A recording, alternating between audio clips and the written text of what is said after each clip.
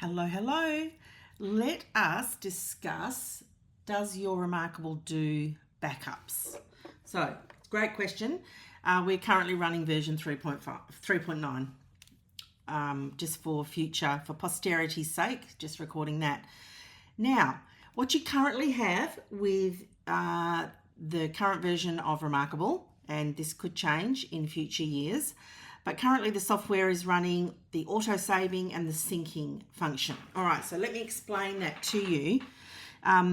If you can think of Google Sheets, it has an autosave. Canva has an autosave. All of the Google products like Word and Slides, they all have Docs, and Slide.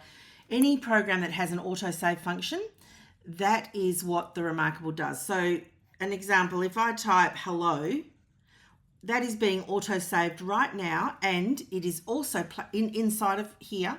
Auto-saving is inside of your, see, if I put my pen over here, okay, so inside your RM, and then it is also then syncing up to your my.remarkable.com account, which is your personal user account that you have to set up with your password, right? Everybody should have one of these. It's another easy way to upload documents if you don't want to use the phone app or the desktop app. All right, so what you have is a copy inside your reMarkable, and you have your account on my.remarkable.com.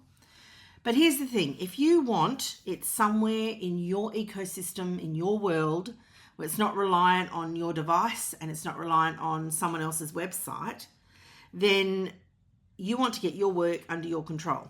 All right. So let us have a look at how you can achieve that in the current sort of software that we've got going on. All right. So currently this is what's happening for you. Tick, tick, all the ticks for there. That's all happening. And another way you can back up is by sending yourself, emailing it to you. So when we go into here, you can send by email. We go into there and you can add an email address, right?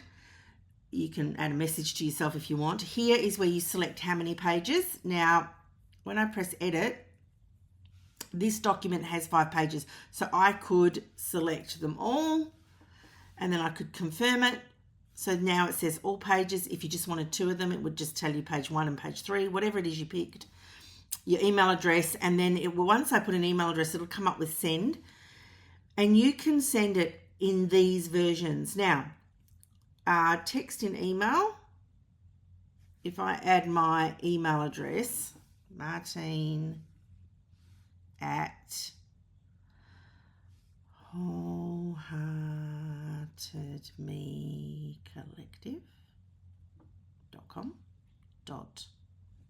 Sometimes it has a .com down the bottom.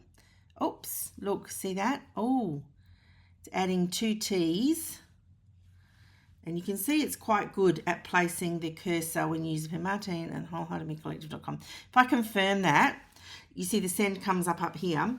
Text in email, that's very interesting because up until the other day when I tried to do this, when I was doing this, I've actually recorded this video 3 times because I keep having issues with the video footage. Text and email wasn't an option because I'm actually going to send it to myself and watch, it'll come up here, see email sent, because I hadn't converted to text. So I did not, just this morning, there was an update on my reMarkable. I am in the beta program.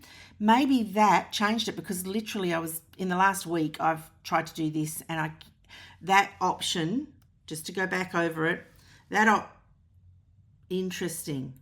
Send to text has disappeared. That's what normally happens. Oh, wait a minute. Let me just go back and select all the pages. Confirm. Yeah, there it is, text and email.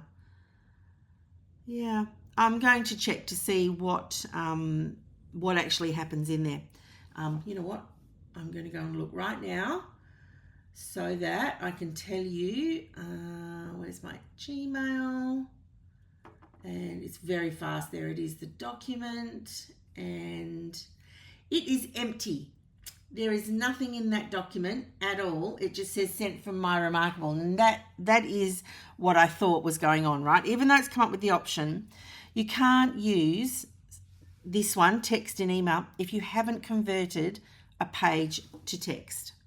So if I was to take this page and I was to convert to text, converting to text down the bottom, you can see, let me just, converted text added as a new page. So you can see here, this is what it's added. Now, if I go to send by email, that was page 4, correct? Was that page 4? Yes, page 4. So it will actually send that as text by mail. Text in email.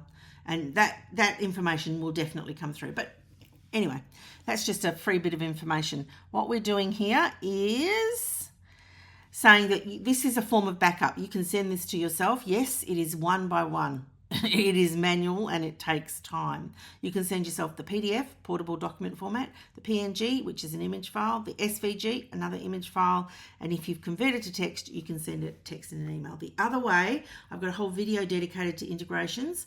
You can actually integrate it with Google Drive, OneDrive, and Dropbox, and really cool way of doing it. So let's hop out, one down from the top, tissue paper, remember. That document is here. If I press and hold, so the long press, you can see it's just syncing, and I go, just say I wanted to do 2 documents, you'll see the export. So if I unselect, that you can export, and you can send. But once I select 2 documents, send disappears and you can only export. And once I tick on export, it actually brings up any integrated drives that I have. Right, I've got 2. I can add it to either. I'm not going to press that button right now. And it will transfer it as a PDF file. Okay, so it's not a reMarkable file that I can edit later. It becomes a snapshot of each page that's a PDF file that is there for memory's sake, if you want to put it that way.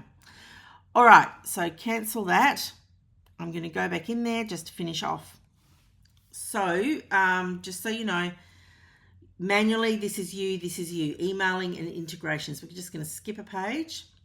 So the summary is backups are at your initiative and they're done very manually. And the way you can do them is by emailing and by using integrations. And was that the last page? Yeah. I use them for backups. So I have a folder that I call RM 2023, and within it, depending on how much I'm backing up, like I will do a whole year, so I'll just call it 2023 inside of there. I do it month at a time, week at a time sometimes. Sometimes I do it by document. So however it is you're backing your files up, you can just label your folder accordingly, and then it sits within that folder for me. Okay? My advice to you is to set up your folder structure first. Just think through, how do you want to find those files? Is it by month? Is it by topic? Is it by the same folder structure that you've got set up on here? Do it that way because it's the easiest way. However your brain thinks, do it that. Awesome. I hope that was helpful. Any love on the channel is always appreciated. Bye.